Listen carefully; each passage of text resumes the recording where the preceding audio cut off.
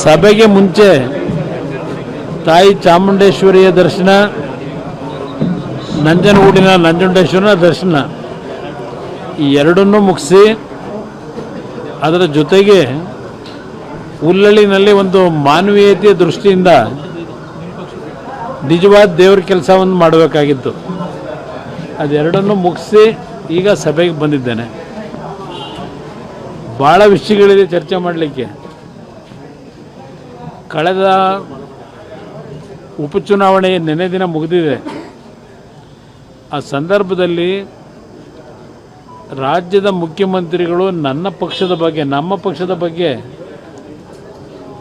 ಪ್ರತಿಕ್ರಿಯೆಗಳನ್ನು ಕೊಟ್ಟಿರೋದನ್ನು ನೋಡಿದ್ದೀನಿ. ನಾನು ದೆಹಲಿಯಲ್ಲಿ ಹಲವಾರು ನನ್ನ ಇಲಾಖೆಗೆ ಸಂಬಂಧಪಟ್ಟಂಥ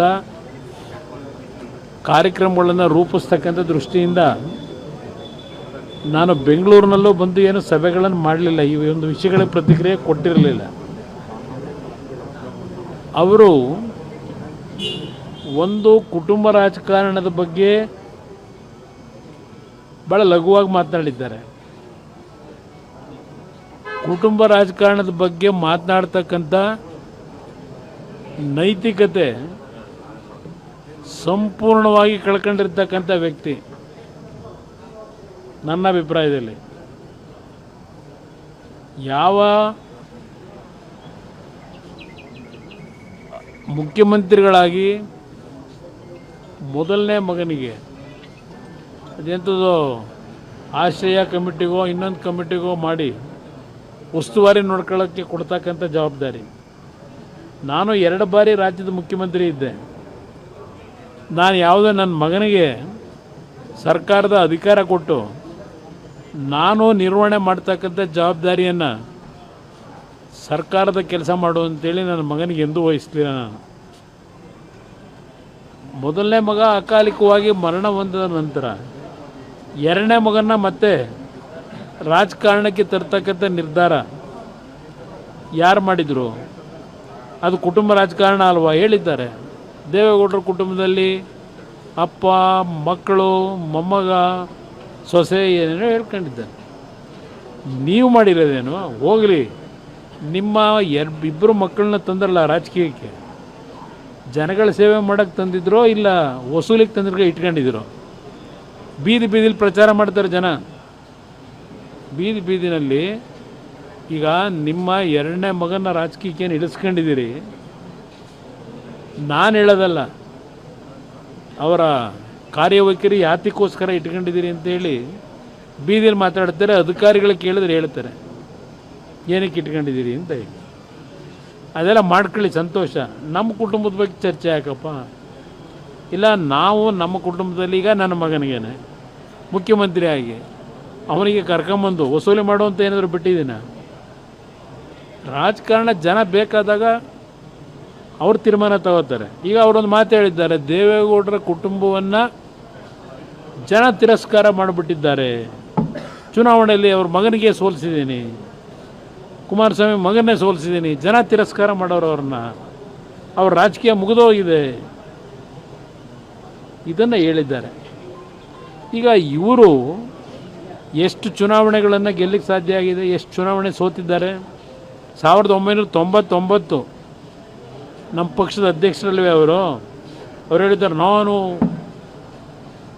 ಜನತಾದಳದ ಅಧ್ಯಕ್ಷ ಇದ್ದಾಗ 58 ಸೀಟ್ ಗೆದ್ದಿದ್ದೀವಿ, ಇವರೆಷ್ಟು ಸೀಟ್ ಗೆದ್ದವ್ರೆ? ಇದನ್ನು ಪದೇ ಹೇಳ್ತೀರಪ್ಪ. ನೀವು 99ರಲ್ಲಿ ಅಧ್ಯಕ್ಷರಿದ್ರಲ್ಲ, ಆಗ ಎಷ್ಟು ಸೀಟ್ ಗೆಲ್ಲಿಸ್ಕೊಂಬಂದಿದ್ರಿ? ನೀವೇನಾಗಿದ್ರಿ? ಆ ಅನುಗ್ರಹ ಮನೆ ಒಳಗೆ ನೀವು ಮಾದೇವಪ್ಪ ಇಬ್ಬರು ಬಂದು ಅನುಗ್ರಹ ಮನೆಯಲ್ಲಿ ಕಣ್ಣಲ್ಲಿ ನೀರು ಹಾಕ್ಕೊಂಡು ಅವತ್ತೊಂದು ಬಕೆಟ್ ಇಟ್ಟಿದ್ರೆ ಬಕೆಟ್ ನೀರು ತುಂಬ್ಕೊಂಬಿಡೋದೇನೋ ಆ ಕಣ್ಣೀರು. ದೇವೇಗೌಡರು ಧೈರ್ಯ ಹೇಳಿ ನಿನ್ನ ಮನೆಯಲ್ಲಿ ಇಬ್ಬರು ಅಡುಗೆಯವ್ರನ್ನ ಇಡಬೇಕು, ಯಾರೇ ಜನ ಬರಲಿ, ಬೆಳಗ್ಗೆ ಸಾಯಂಕಾಲ ಅವ್ರನ್ನ ಎಲ್ಲ ರೀತಿಯಲ್ಲಿ ಪ್ರೀತಿಯಿಂದ ನೋಡ್ಕೊಂಡು ಪಕ್ಷ ಕಟ್ತಕ್ಕಂಥ ಧೈರ್ಯವಾಗಿ ನೀನು ಮಾಡಬೇಕು ಅಂತ ಹೇಳಿ ಉಪದೇಶ ಮಾಡಿದ್ರಲ್ಲಪ್ಪ. ನಾವು ಅಲ್ಲೇ ಇದ್ದೋ, ಅವತ್ತು ನಿಂತ್ಕೊಂಡಿದ್ದೋ ಕೈ ಕಟ್ಟೆ ಹಾಕೊಂಡು. ದೇವೇಗೌಡರು ಹೇಳ್ತಾ ಇದ್ರೆ 1999 ಚುನಾವಣೆ ನಂತರ ಸೋತಿರೋ ಟೈಮಲ್ಲಿ ದೇವೇಗೌಡರು ಸೋತಿದ್ರು, ನಾನು ಸೋತಿದ್ದೆ, ರೇವಣ್ಣವರು ಸೋತಿದ್ರು, ಅವರು ಸೋತಿದ್ರು, ಮಹದೇವಪ್ಪನವರು ಸೋತಿದ್ರು. ಆಗ ಹತ್ಕೊಂಡು ಅಯ್ಯೋ ನನಗಿನ್ನ ರಾಜಕೀಯ ಬೇಡ ಅಂತ ಹೇಳಿ ಬಿಟ್ಬಿಡ್ತೀನಿ ಅಂತಿದ್ದೀರಲ್ಲ, ಅದೊಂದು ದಿನ ನೆನಕಳಿ. 2006 58 ಸೀಟ್ ಗೆಲ್ಲಕ್ಕೆ ನಿಮ್ಮೊಬ್ಬರದಲ್ಲ ಕೊಡುಗೆ, ದೇವೇಗೌಡರ ದುಡಿಮೆ. 2002 ಬೈ ಎಲೆಕ್ಷನ್ ಆಯ್ತಲ್ಲ ಕನಕಪುರ ಲೋಕಸಭೆಗೆ, ನಿಮ್ಮದೇನಪ್ಪ ತಪಾತ್ರ? 2002 ದೇವೇಗೌಡರನ್ನ ಗೆಲ್ಲಿಸಬೇಕಾದ್ರೆ ಲೋಕಸಭೆಗೆ ಆ ಹೋರಾಟದಲ್ಲಿ ನಾನು ಎಷ್ಟು ಶ್ರಮ ಹಾಕಿದ್ದೀನಿ, ಅದ್ರ 10% ನಿಮ್ಮ ಕೈಲಿ ಶ್ರಮ ಹಾಕಕ್ಕೆ ಆಗಲಿಲ್ಲ. ಅಲ್ಲಿ ಆ ಚುನಾವಣೆ ಗೆಲ್ಲಕ್ಕೆ, ದೇವೇಗೌಡರನ್ನ ಗೆಲ್ಲಿಸ್ಲಿಕ್ಕೆ ನಾನು ಚುನಾವಣೆ ನಡೆಸಿರೋದು, ನನ್ನ ಕಾರ್ಯಕರ್ತರು ಚುನಾವಣೆ ನಡೆಸಿದ್ದದು. ನಿಮ್ಮಿಂದೇನು ದೇವೇಗೌಡರನ್ನ ಲೋಕಸಭೆ ಕಳ್ಸೋಕ್ಕಾಗಲಿಲ್ಲ. ಆಗ ನಂತರ 2006 ಚುನಾವಣೆ ಆದಾಗ 2004ರಲ್ಲಿ ನಮ್ಮ ಪಾತ್ರಗಳಿಗೆ ನಾವೇನು ಎಲ್ಲೂ ಇವ್ರನ್ನ ನಮ್ಮ ಕ್ಷೇತ್ರಕ್ಕೆ ಕರೀಲಿಲ್ಲ, ಮಂಡ್ಯ ಜಿಲ್ಲೆಯಲ್ಲೇನು ಕರೀಲಿಲ್ಲ ನಾವು. ಆ ಚುನಾವಣೆಯಲ್ಲಿ 58 ಗೆದ್ದರು. ನನ್ನ ಕಾಲದಲ್ಲಿ ಗೆದ್ದಿದ್ದು ಹೈಯೆಸ್ಟು ಅಂತಿರಲ್ಲಪ್ಪ ನೀವು. ನಮ್ಮ ಪಕ್ಷಕ್ಕೆ ಚೂರಿ ಹಾಕಬೇಕಾದ್ರೆ ಅಹಿಂದ ಹೆಸರಿನಲ್ಲಿ ಚೂರಿ ಹಾಕಿದಾಗ ನಾವು ನಿಮ್ಮನ್ನು ಹೌದು ದೇವೇಗೌಡರು ಬೇಡ ಅಂದ್ರೂ ಅವ್ರಿಗೂ ಕೇರ್ ಮಾಡಿದೆ. ಅವತ್ತೇನು ಹೊರಟ್ರಿ ನೀವು, ನಿಮ್ಮ ಕುರ್ಚಿಗೋಸ್ಕರವಾಗಿ ನಿಮ್ಮನ್ನು ಪಾರ್ಟಿಯಿಂದ ಹೊರಗಾಕಿದಾಗ 58 ಜನದಲ್ಲಿ ನಿಮ್ಮ ಜೊತೆ ಬಂದವರು 8 ಜನ, 50 ಜನ ಜನತಾದಳದಲ್ಲೇ ಉಳಿದ್ರು. ಇಲ್ಲಿ ತಿಣುಕಾಡಿದ್ದು ಜ್ಞಾಪಕ ಮಾಡ್ಕೊಳ್ಳಿ. 2006 ಬೈ ಎಲೆಕ್ಷನ್ ನಡೀತಲ್ಲ, 200 ಹೋಟೆಲ್ ಗೆದ್ರಲ್ಲ, ಅವತ್ತು 99ರಲ್ಲಿ ಜನ ಸೋಲಿಸಿದ್ರ. ಆಗ ನಿಮ್ಮನ್ನು ಜನ ರಾಜಕೀಯದಿಂದ ದೂರ ಹಾಕಿರಲಿಲ್ವಾ? ಚುನಾವಣೆಯಲ್ಲಿ ಸೋಲು ಗೆಲುವು ಮಾಮೂಲಿ. ಚಾಮುಂಡೇಶ್ವರಿಯಲ್ಲಿ ಸೋತ್ರಲ್ಲ, ಯಾಕೆ ಸೋತ್ರಿ ನೀವು? ಹಾಗಿದ್ರೆ ಜನ ತಿರಸ್ಕಾರ ಮಾಡಿದ್ರು ಅಂತಲ್ಲ, ಸಂಪೂರ್ಣವಾಗಿ ನಿಮ್ಮನ್ನು ತಿರಸ್ಕಾರ ಮಾಡೋದು. ಕಾಂಗ್ರೆಸ್ನ ಪಕ್ಷಕ್ಕೆ ಹೋಗಿ ಸೇರಿ ಅಲ್ಲಿರ್ತಕ್ಕಂಥ ಭಾಳ ಜನ 40 ವರ್ಷ 50 ವರ್ಷದವರು ದುಡಿಮೆ ಮಾಡಿದವ್ರನ್ನೆಲ್ಲ ತಗೊಂಡೋಗಿ ಗಂಟು ಮುಟ್ಟೆ ಕಟ್ಕೊಂಡು ಮೂಲೆಯಲ್ಲಿ ಹೋಗಿ ಕುತ್ಕೊಳ್ಳೋ ಥರ ಮಾಡಿ ಇಟ್ಕೊಂಡು ಕೂತಿದ್ದೀರಿ. ಅಲ್ಲೋಗಿ ನೀವು JDS ಬಗ್ಗೆ ಮಾತಾಡ್ತೀರಾ ಏಕಾಂಗಿಯಾಗಿ. ನನ್ನ ಕಾರ್ಯಕರ್ತರ ಜೊತೆಗೂಡಿ ಮೊನ್ನೆನೂ 19 ಸೀಟ್ ಗೆದ್ದಿದ್ದೀವಿ ಏಕಾಂಗಿಯಾಗಿ. ನೀವು ನೋಡೋಣ, ಒಂದು ಕಾಂಗ್ರೆಸ್ ಬಿಟ್ಟು ಹೊರಗಡೆ ಬಂದು ಆಯ್ತಪ್ಪ ನಿಮ್ಮ ಅಹಿಂದ ಚಾಂಪಿಯನ್ ಅಲ್ವೇ ನೀವು? ಕಾಂಗ್ರೆಸ್ನ ಬಿಟ್ಟು ಹೊರಗಡೆ ಬಂದು ಒಂದು 5 ಕಡೆ 10 ಕಡೆ ಚುನಾವಣೆ ನಡೆಸ್ಕೊಂಡು ಗೆದ್ಕೊಂಬನ್ನಿ ನೋಡೋಣ. JDS ಬಗ್ಗೆ ಅಷ್ಟು ಲಘುವಾಗಿ ಯಾವ ಪಕ್ಷ ಒಂದು ಮೊದಲನೇ ಹಂತದಲ್ಲಿ ನಿಮ್ಮ ರಾಜಕೀಯ ಜೀವನಕ್ಕೆ ಆಶ್ರಯ ಕೊಟ್ಟಿತ್ತು, ಆ ಪಕ್ಷದ ಬಗ್ಗೆ ಲಘುವಾಗಿ ಮಾತಾಡೋದು ನಿಲ್ಲಿಸಿ.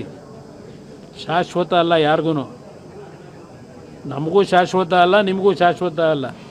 ಈ ಒಂದು ದೇಶದ ಇತಿಹಾಸದಲ್ಲಿ ಚಂದ್ರಗುಪ್ತಮ್ಮ ಅವರಿನ ಕಾಲದಿಂದ ತಗೊಂಬನ್ನಿ, ಯಾವ್ಯಾವ ಸಂತತಿಗಳು ಏನೇನಾಗಿದ್ದಾವೆ ಅಂತ ಹಿಸ್ಟ್ರಿ ಇದೆ. ಯಾರು ನಿಮ್ಮ ಅಧಿಕಾರದ ಆಸೆಗೋಸ್ಕರ ನೀವು ಆ ರೀತಿ ಅಂದ್ರೆ ಪಕ್ಷದಿಂದ ಅವ್ರನ್ನ ಉಚ್ಚಾಟನೆ ಮಾಡಿದ್ರೆ ಯಾವ್ದು ನಮ್ದು ಲೆಕ್ಕಕ್ಕೆ ಇರಲಿ. ನಾನು ಮಂತ್ರಿ ಆಗಿದ್ನಾ? 2006 ಗೆದ್ದೆ, ನಾನು ಮಂತ್ರಿ ಆದ್ನ. 1996 ದೇವೇಗೌಡರು ರಾಜೀನಾಮೆ ಕೊಟ್ಟಾಗ ಇದೇ ಗುಜರಾಲ್ ಅವರು ಮತ್ತು ಮುರ್ಸೋಳಿ ಮಾರನ್ನು ಇಬ್ಬರು ಬಂದು ನನ್ನನ್ನು ಮಂತ್ರಿ ಮಾಡ್ತೀನಿ ಅಂದಾಗ ದೇವೇಗೌಡರು ಏನು ಹೇಳಿ ಕಳಿಸಿದ್ರು? ನಾನೇನು ಹೇಳಿದ್ದೀನಿ? ಮಂತ್ರಿ ಆದ್ನಾಗ ನಾವು ಜನ ಸೇರಿಸೋದು, ಫುಟ್ಪಾತಲ್ಲಿ ನಿಂತಿರೋದು ನಾವು, ಇವರು ಕಾಲ ಮೇಲೆ ಕಾಲು ಹಾಕೊಂಡು ವೇದಿಕೆಗೆ ಬಂದು ಭಾಷಣ ಮಾಡೋದು, ಇದು ನಡ್ಕೊಂಬಂದಿದ್ದ ಪದ್ಧತಿ ಇಲ್ಲಿ. ಅಯ್ಯೋ ಕೇಳಿ, ಅವ್ರನ್ನ ಅನುಗ್ರಹದಲ್ಲಿ ಮೇಲ್ಗಡೆ ಮಾಡಿ ಮನೆಯಲ್ಲಿ ಕೂತ್ಕೊಂಡು ಹತ್ಕೊಂಡು ಕೂತಿದಾರಲ್ಲ, ರಾಜಕೀಯ ಬೇಡ ನನಗಿನ್ನ ಸಾಕು ಅಂತ ಹೇಳಿ. ಅವ್ರು ಒಂದು ಬಾರಿ ಹೇಳಿರೋದಲ್ಲ. ನೀವು 2013 ಗೆದ್ದಿರಲ್ಲ, ಮುಖ್ಯಮಂತ್ರಿ ಆದಾರಲ್ಲ, ಏನು ಹೇಳಿದ್ರು? ಅಸೆಂಬ್ಲಿ ಒಳಗೆ ಏನು ಹೇಳಿದ್ರು? ಇದು ನನ್ನ ಕೊನೆಯ ಚುನಾವಣೆ, ಇನ್ನು ಚುನಾವಣಾ ರಾಜಕಾರಣದಿಂದ ನಾನು ದೂರ ಸರಿತೀನಿ. ವಿಧಾನಸಭೆಯಲ್ಲಿ ರೆಕಾರ್ಡ್ ಆಗಿದೆ. ಈಗೇನು ಹೇಳ್ತಾವ್ರೆ? ನನ್ನ ಕೊನೆಯ ಉಸಿರಿರೋವರೆಗೂ ನಾನು ರಾಜಕಾರಣದಲ್ಲೇ ಇರ್ತೀನಿ, ಮುಂದಿನ 2 ವರ್ಷ ನಾನೇ ಮುಖ್ಯಮಂತ್ರಿ, 28ಕ್ಕೂ ಸಾಧ್ಯ ಆದರೆ ನಾನೇ ಮುಖ್ಯಮಂತ್ರಿ. ಅವರು ಯಾವ್ಯಾವ ಸಂದರ್ಭದಲ್ಲಿ ಏನೇನು ಹೇಳಿಕೆ ಕೊಟ್ಟವ್ರೆ ಸ್ವಲ್ಪ ನೆನಪಿಸ್ಕೊಳ್ಳಿ ಎಲ್ಲ. ಯಾರು ಸಿದ್ದರಾಮಯ್ಯ ಕಾಂಗ್ರೆಸ್ಗೆ ನಿಯತ್ತಾಗವ್ರ? ಕಾಂಗ್ರೆಸ್ಗೆ ಬೆಳೆ ಹೊಡೆಯೋದೇ ಕೊನೆಗೆ ಸಿದ್ದರಾಮಯ್ಯನವರೇ, ಬೇರೆ ಯಾರೂ ಹೊಡೆಯಲ್ಲ, ಅವರೇ ಬೆಳೆ ಹೊಡೆಯೋದು ಕೊನೆಗೆ. ಅದಷ್ಟೇ ಅಲ್ಲ, JDS ಬಗ್ಗೆ ಮಾತಾಡ್ತಿರಲ್ಲಪ್ಪ, ಅಲ್ಲಿ ಪಕ್ಕದ ತಮಿಳ್ನಾಡಿನಲ್ಲಿ ಬೇಡ್ಕತ್ತೀರಿ ಹೋಗಿ ಅಲ್ಲಿ ಸ್ಟಾಲಿನ್ ಹತ್ರ 5 ಸೀಟು ಕೊನೆಗೆ ಅರ್ಜಿ ಹಾಕರಿಲ್ಲ, 28 ಸೀಟ್ ತಗೊಂಡ್ರು. 5 ಸೀಟ್ ನಾಮಪತ್ರ ಸಲ್ಲಿಸರಿಲ್ಲ ಅಲ್ಲಿ ಕ್ಯಾಂಡಿಡೇಟು ತಮಿಳ್ನಾಡಿನಲ್ಲಿ. ನಿಮ್ಮದು ರಾಷ್ಟ್ರೀಯ ಪಕ್ಷ ಅಲ್ವೇ? ಬಿಹಾರದಲ್ಲಿ ಏನು ಮಾಡ್ಕೊಂಡ್ರಿ? ಎಷ್ಟು ಗೆದ್ರಿ ಬಿಹಾರದಲ್ಲಿ? 5 ಸೀಟ್ ಗೆಲ್ಲೋದಕ್ಕೆ ತಿಣುಕ್ಲಾಡಿದ್ರಿ. ಇದು ರಾಷ್ಟ್ರೀಯ ಪಕ್ಷ. ನಮ್ಮದಾದ್ರೂ ಬಿಡಿ ಸಣ್ಣ ಪಕ್ಷ, ನಮ್ಮದು ಕರ್ನಾಟಕದಲ್ಲಿ ಇದ್ದೀವಿ.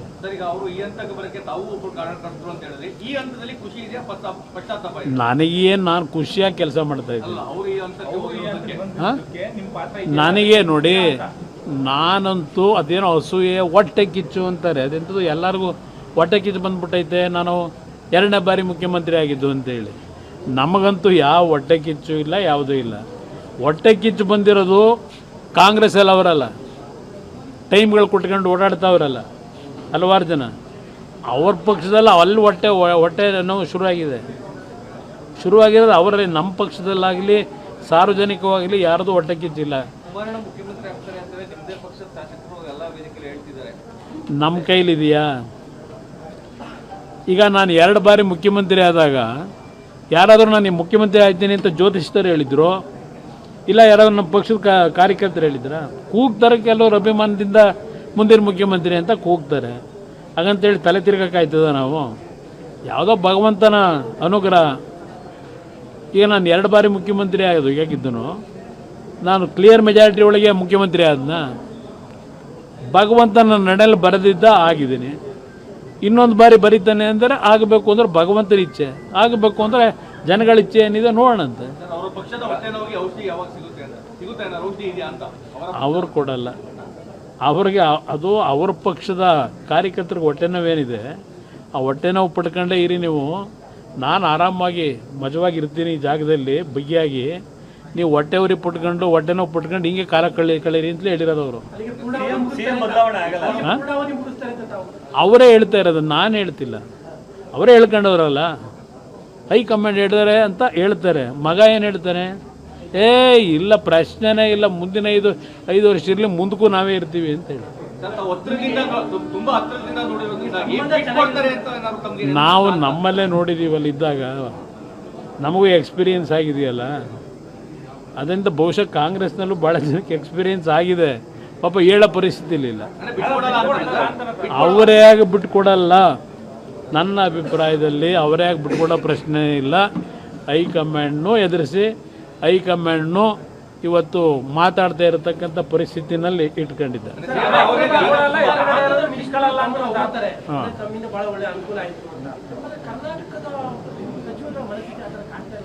ಇಲ್ಲ, ಇಲ್ಲಿವರೆಗೆ ಒಂದು ನಿಮ್ಮ ಗಮನಕ್ಕೆ ತರ್ತಕ್ಕಂಥದ್ದು, 1700 ಕೋಟಿ ಬಂಡವಾಳನ ಆಗ್ತಕ್ಕಂಥದ್ದಕ್ಕೆ ನಮ್ಮ ಕುದುರೆಮುಖ ಐರನ್ ಏನಿದೆ ಆ ಒಂದು ಕಂಪನಿಗೆ ಎಲ್ಲ ರೀತಿ ಕಾರ್ಯಕ್ರಮ ರೂಪಿಸಿ ಹೊರಟು. ಏಕೆಂದರೆ ಅದು ಒಂದು ಕಾಲದಲ್ಲಿ ತುಂಬ ಲಾಭದಾಯಕವಾಗಿ ನಡೀತಾ ಇತ್ತು. ರಾಜ್ಯ ಸರ್ಕಾರಕ್ಕೂ ದೊಡ್ಡ ಮಟ್ಟದಲ್ಲಿ ಟ್ಯಾಕ್ಸ್ ಕಟ್ಟಿದ್ದಾರೆ. ಆ್ಯಕ್ಚುಲಿ ರಾಜ್ಯ ಸರ್ಕಾರಕ್ಕೂ ಅನುಕೂಲ ಆಯಿತು.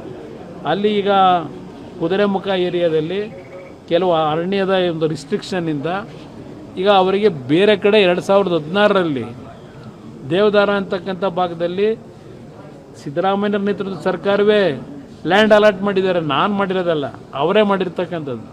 ಅದಕ್ಕೆ ದುಡ್ಡು ಕಟ್ಟಿದ್ದಾರೆ QCLನವರು. ನಾನು ಯಾವಾಗ ಮೊದಲನೇ ಸೈನ್ನ ಕೇಂದ್ರ ಸರ್ಕಾರದಲ್ಲಿ ಆಗಿದಂಥದ್ದಿದೆ, ಅದಕ್ಕೆ ಏನಾದರೂ ಮಾಡಿ ತಡೆ ಒಡ್ಡಬೇಕು ಅಂತ ಹೇಳಿ ಇವತ್ತಿನವರೆಗೆ ಒಂದು ರಸ್ತೆ ಮಾಡಿ ಅಲ್ಲಿ ಎಕ್ಸ್ಟ್ರಾಕ್ಷನ್ಗೆ ಪರ್ಮಿಷನ್ನೇ ಕೊಡ್ತಾ ಇಲ್ಲ. ಅದು ಒಂದು ಭಾಗ. HMT 100 ವರ್ಷದ್ದು ಮಹಾರಾಜರ ಕಾಲದಲ್ಲಿ ಕೊಟ್ಟಂಥದ್ದು, ಅದು ಫಾರೆಸ್ಟ್ ಲ್ಯಾಂಡು ಅಂತ ಅದಕ್ಕೊಂದು ಕೋರ್ಟ್ಗೆ ಹಾಕೊಂಡು ಕೂತ್ಕೊಂಡಿದ್ದಾರೆ. ಅದನ್ನು ನಾವು ಏನು ಹೊಸದಾಗಿ ಪುನಶ್ಚೇತನಗೊಳಿಸಬೇಕು ಅಂತ ಹೊರಟಿರ್ತಕ್ಕಂಥದ್ದಕ್ಕೆ ಇಲ್ಲಿ ನಡೀತಿರ್ತಕ್ಕಂಥದ್ದು ಈ ಭಾಗ. ಅದರ ಒಂದು ಏನೋ ಒಂದು ಒಳ್ಳೆಯ ಒಂದು ಡೆವಲಪ್ಮೆಂಟ್ ಈಗ ಏನು ಮಂಡ್ಯದಲ್ಲಿ ಕಾರ್ಖಾನೆ ತರಲಿಲ್ಲ ಅಂತ ಹೇಳ್ತಾ ಇದ್ರು. ನಾನು ರಾಜ್ಯ ಸರ್ಕಾರಕ್ಕೆ ನಮ್ಮ ಇಲಾಖೆಯಿಂದ ಪತ್ರ ಬರೆದ ಮೇಲೆ ಬಜೆಟ್ನಲ್ಲೂ 100 ಎಕರೆ ಲ್ಯಾಂಡ್ ಕೊಡ್ತೀವಿ ಅಂತಕ್ಕಂಥದ್ದನ್ನು ಹೇಳಿದ್ದಾರೆ, ಘೋಷಣೆನೂ ಮಾಡಿದ್ದಾರೆ. ಬಹುಶಃ ನಾನು ನಿನ್ನೆ ದಿನ ಇಲ್ಲಿಯ ಕೈಗಾರಿಕಾ ಸಚಿವರು ಎಂ ಬಿ ಪಾಟೀಲ್ ಅವರಿಗೆ ಫೋನ್ ಮಾಡಿದ್ದೆ. ಸದ್ಯ ಸ್ಪಂದಿಸಿದ್ದಾರೆ. ಈಗ ನಿನ್ನೆ ನಾನು ಅವರಿಗೆ ಮನವಿ ಮಾಡಿದ ಮೇಲೆ 13ನೇ ತಾರೀಕು ಬೆಳಗ್ಗೆ 11 ಗಂಟೆಗೆ ಈ ಒಂದು ವಿಷಯಕ್ಕೆ ಸಂಬಂಧಪಟ್ಟಾಗೆ ರಾಜ್ಯದಲ್ಲಿ ಕೈಗಾರಿಕೆಗಳನ್ನು ಸ್ಥಾಪನೆ ಮಾಡ್ತಕ್ಕಂಥ ನಿಟ್ಟಿನಲ್ಲಿ ಕೆಲವು ನಮ್ಮ ಒಂದು ಇಲಾಖೆಯಿಂದ ತೀರ್ಮಾನ ಏನು ಮಾಡಿಸ್ತಾ ಇದ್ದೇನೆ, ಬೇರೆ ಕಡೆ ಹೋಗ್ತಕ್ಕಂಥದ್ದನ್ನು ರಾಜ್ಯಕ್ಕೆ ತರ್ತಕ್ಕಂಥದ್ದಕ್ಕೆ, ಆ ವಿಷಯದಲ್ಲಿ ಒಂದು ಸಭೆ ಕರೀತಕ್ಕಂಥದ್ದಕ್ಕೆ ಈಗಾಗಲೇ ಎಲ್ರಿಗೂ ನೋಟಿಸ್ ಕೊಟ್ಟು ಎಲ್ಲರಿಗೂ ಸಭೆಯಲ್ಲಿ ಇರಬೇಕು ಅಂತ ಹೇಳಿ ನಿನ್ನೆ ದಿನ ಅವರು ತೀರ್ಮಾನ ಮಾಡಿದ್ದಾರೆ. ಅದಕ್ಕೆ ನನ್ನ ಅಭಿನಂದನೆಯೂ ಇದೆ, ನಾನೇನು ಕ್ರಿಟಿಸೈಸ್ ಮಾಡಲ್ಲ. ವಿಶ್ವಾಸಕ್ಕೆ ತಗೊಂಡ್ರೆ ಇನ್ನೂ ಹಲವಾರು ರೀತಿಯಲ್ಲಿ ಕೇಂದ್ರ ಸರ್ಕಾರದಿಂದ ಯೋಜನೆಗಳನ್ನು ತರ್ತಕ್ಕಂಥದ್ದು. ಈಗಾಗಲೇ ವಿಶ್ವೇಶ್ವರಯ್ಯ ಸ್ಟೀಲ್ ಪ್ಲ್ಯಾಂಟು ಅಲ್ಲಿಗ 5,000 ಕೋಟಿ ವೆಚ್ಚದಲ್ಲಿ ನಾವು ಪುನರ್ ಪ್ರಾರಂಭ ಮಾಡ್ತಕ್ಕಂಥದ್ದು ಇರ್ಬೋದು. ಹಲವಾರು ರೀತಿಯಲ್ಲಿ ಪ್ರಾರಂಭಿಕ ಹಂತದಲ್ಲಿ ಅದು ಇನ್ನೂ ಮುಂದಿನ ದಿನದಲ್ಲಿ ದೊಡ್ಡ ರೀತಿಯಲ್ಲಿ ವಿಶ್ವೇಶ್ವರಯ್ಯನವರು ಅದರ ಜೊತೆಗೆ ಹೆಚ್ಚಿಗೆ ಎಲ್ಲದಕ್ಕಿಂತ ಹೆಚ್ಚಾಗಿ ಕೃಷ್ಣರಾಜ ಒಡೆಯರವರ ಒಂದು ಆಗಿನ ಒಂದು ದಿನಗಳಲ್ಲಿ ಆ ಕಾರ್ಖಾನೆ ಮೊದಲನೇ ಬಾರಿಗೆ ಸ್ವಾತಂತ್ರ್ಯ ಪೂರ್ವಕ್ಕೆ ಮುಂಚೆ ಪ್ರಾರಂಭ ಆದಂಥ ಕಾರ್ಖಾನೆ ಅದು ಸ್ಟೀಲ್ ಇಂಡಸ್ಟ್ರಿ. ಅದಕ್ಕೆ ಜೀವ ಕೊಡ್ತಕ್ಕಂಥದ್ದಕ್ಕೆ ಈಗಾಗಲೇ ತೀರ್ಮಾನ ಮಾಡಿ ಕೇಂದ್ರ ಸರ್ಕಾರದಲ್ಲೂ ಒಪ್ಪಿಗೆ ಪಡೀತಾ ಇದ್ದೇನೆ. 5,000 ಕೋಟಿ ಸೇಲಿಂದ ಇನ್ವೆಸ್ಟ್ಮೆಂಟ್ ಮಾಡ್ತಾ ಇದ್ದೇವೆ. HMT ವಿಷಯದಲ್ಲೂ ಈಗಾಗಲೇ ಒಂದು ಕಮಿಟಿ ವರದಿ ಕೊಟ್ಟಿದ್ದಾರೆ ಸಾರಸ್ವತ ಅಂತ ಹೇಳಿ. ಆ ವರದಿಯ ಆಧಾರದ ಮೇಲೆ ಬೆಂಗಳೂರು ನಗರದಲ್ಲಿರ್ತಕ್ಕಂಥ HMT, ನಮ್ಮ ಇದು ಕಾಲಮಸೂರಿ ಅಂತೇಳಿ ಕೇರಳದಲ್ಲಿರ್ತಕ್ಕಂಥ HMT ಬ್ರ್ಯಾಂಚು, ಹೈದರಾಬಾದ್ನ HMT ಬ್ರ್ಯಾಂಚು, ಅಜ್ಮೀರ್ನ HMT ಬ್ರ್ಯಾಂಚು ಉತ್ತರ ಪ್ರದೇಶದಲ್ಲಿ, ಇದು ಎಲ್ಲದಕ್ಕೂ ಪುನಶ್ಚೇತನಗೊಳಿಸ್ತಕ್ಕಂಥ ಯೋಜನೆಗಳು ಪ್ರಾರಂಭ ಆಗ್ತಾ ಇದೆ. ಅದೆಲ್ಲದಕ್ಕಿಂತ ಹೆಚ್ಚಾಗಿ ಟೆಸ್ಟಿಂಗ್ ಇಂಡಸ್ಟ್ರಿ ಏರಾಯಿಂದ ಏನು ಮಾಡ್ತಾ ಇದ್ದೇವೆ, ಅದು ಮುಂದಿನ ದಿನಗಳಲ್ಲಿ ಒಂದು ದೊಡ್ಡ ಟೌನ್ಶಿಪ್ ನಾವು ಇಲ್ಲೇ ಮಾಡಿದ್ರು. ಇವತ್ತು ಪೂನಾದಲ್ಲಿ ಏನಿದೆ ಆ ಒಂದು ಇಂಡಸ್ಟ್ರಿಗಳು ಬೆಳೆದಿದೆ, ಆ ರೀತಿ ಬೆಳೆಸ್ತಕ್ಕಂಥ ವಾತಾವರಣ ಒಂದು ವೇದಿಕೆ ಸಿದ್ಧ ಮಾಡ್ತಕ್ಕಂಥದ್ದಕ್ಕೆ ಹೊರಟಿದ್ದೇನೆ. ಎಂ ಬಿ ಪಾಟೀಲರು ಆ ಹಿನ್ನೆಲೆಯಲ್ಲೇ ನಾಡಿದ್ದು ಸಭೆ ಕರೆಯೋದಕ್ಕೆ ಒಪ್ಪಿಗೆ ಕೊಟ್ಟಿದ್ದಾರೆ, ಕರೀತಾ ಇದ್ದಾರೆ. ಬಹುಶಃ ಒಳ್ಳೆಯ ಒಂದು ಡೆವಲಪ್ಮೆಂಟ್ ಪ್ರಾರಂಭ ಆಗುತ್ತೆ.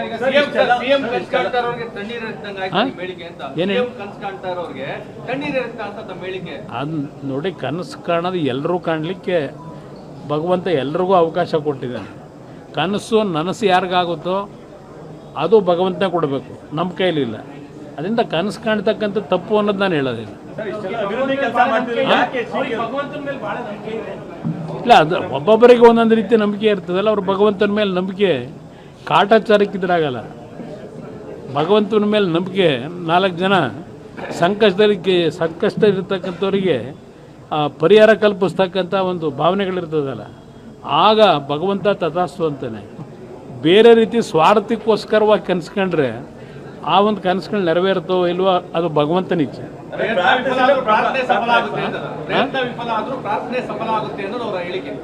ಅದೆಲ್ಲ ಅವ್ರ ಬಾಯಲ್ಲಿ ಹೇಳೋದಷ್ಟು ಸುಲಭ ಇಲ್ಲ ಬ್ರದರ್. ಅವೆಲ್ಲ ಬನ್ನಿ, ಮೈಸೂರಿನ